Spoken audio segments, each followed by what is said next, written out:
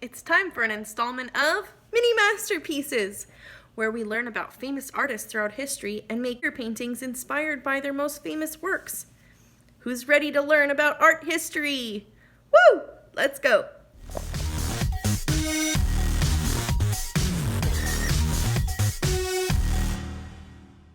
Alright, so what we're going to do, of course, you don't have to be using a hot glue gun for this. You can also be using pencil or chalk or a crayon, anything like that. We're just trying to lay out the composition, okay? So what we want to do is somewhere closer towards the top, not right in the middle. So you want to find the middle, then go up a little bit. And we're going to make the letter C. Okay. Now what you want to do is you want to lengthen the top part of the letter C so it comes out pretty far. Okay. Now above that, we're going to make a straight line that goes even further past that letter C. Almost all the way to the end even.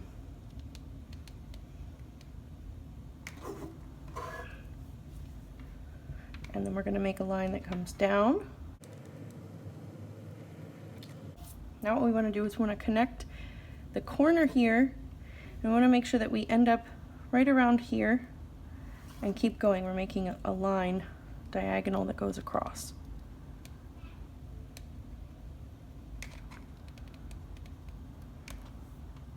Now if one of your lines doesn't match up, just go ahead and make sure you bring it over to it. Now from these lines, we're going to make two straight lines that come down. They could be different lengths, because once you have that, now we have the idea of where the clock is going to be, and you're going to make a bunch of squiggly lines. Think about the letter S, that you're making it nice and curvy so that it looks like the clock is dripping. Just like that. Now, we want to wait for this part to dry, but we do have to remove the space in between here. It's one of the good things about using hot glue is that you can kind of peel it off. If you're using chalk, you can always just erase it, and if you have something else, you can always just paint over it with some white paint after everything is done and finished. Okay, so to peel it off, you want to make sure that you sort of separate it. You can use a little knife or your fingernail. Shouldn't have to be too much. You can do it on both sides. So that way when you pull it, you don't pull up all the rest of the glue as well. Because sometimes it can pull off in one straight line depending on how thick it is.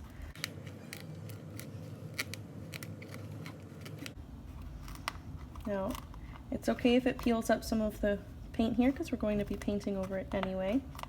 Which is why, like I said before, if you just drew it on there, then that's fine. You don't have to worry about it. We just don't want there to be any three-dimensional stuff there if you used the hot glue. So now the clock is all one piece and it's sitting on that ledge. And we're just going to make the hands for the clock, and then that's it. And we'll start painting it.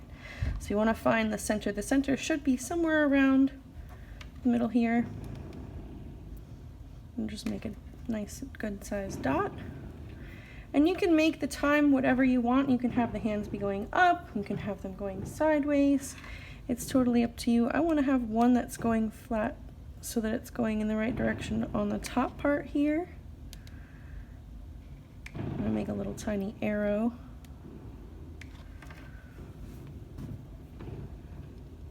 And maybe I'll have it pointing over here. Be like somewhere around 5 o'clock. Are you ready to learn about a new artist today? Yeah! Yeah, all right. Today we're going to learn about Salvador Dali. Can you say Salvador Dali? Salvador Dali. Yeah, a lot of people just call him Dali because that's his last name. And a lot of people know what he looks like because he had a really signature look. He had a very funny mustache. Do you want to see what it looked like? Yeah.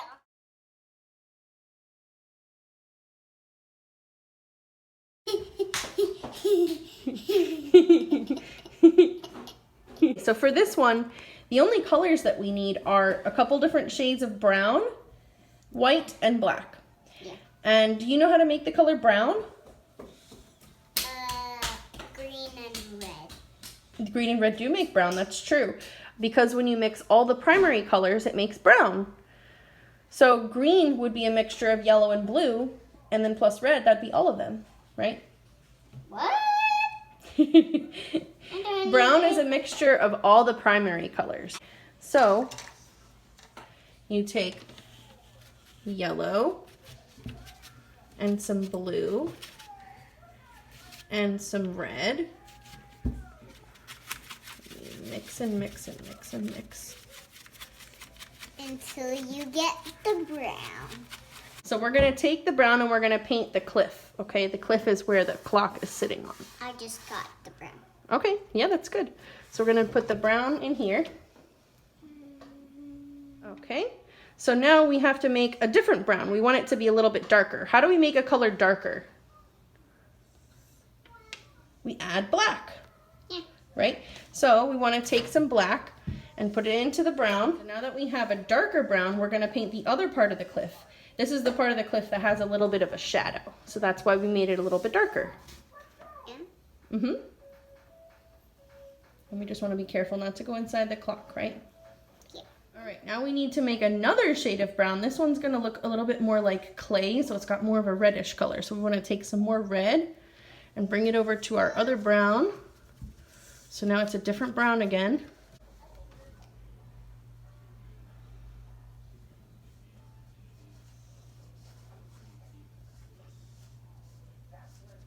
Now we're going to paint the sky, which is all the part around the cliff. We're going to just make that blue.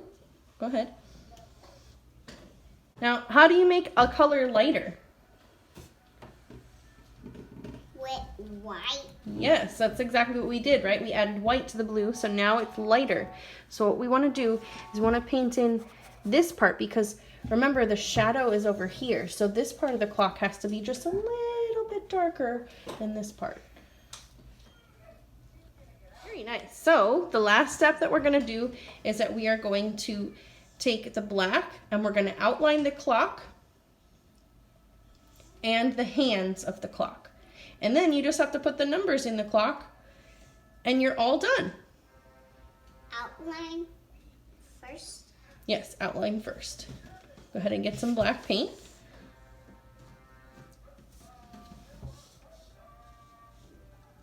Here? Mm-hmm. All on the outside.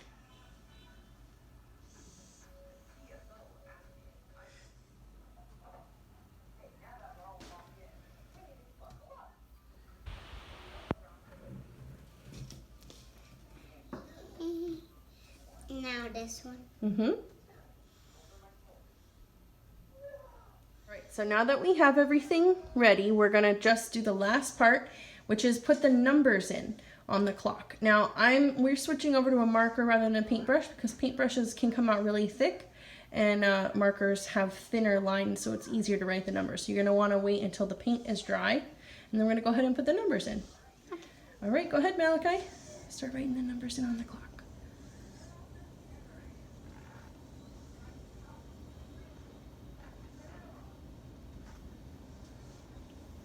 Good job. And we keep going. All right, so what did we just finish painting? A melting clock. Yeah, a melting clock. That's what Salvador Dali's most famous painting is called, Persistence of Memory. Persistence of memory? Yeah. This I is didn't know that. Yeah, well, that's what we're learning, right? So this is a close-up of that painting. This is not the whole painting. This is just part of it.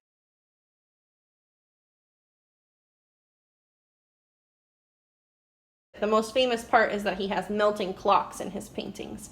And it's a type of art, the movement called surrealism. Can you say surrealism? Surrealism. That means that things look real, but they also look like kind of not right. Because, like, do clocks really melt?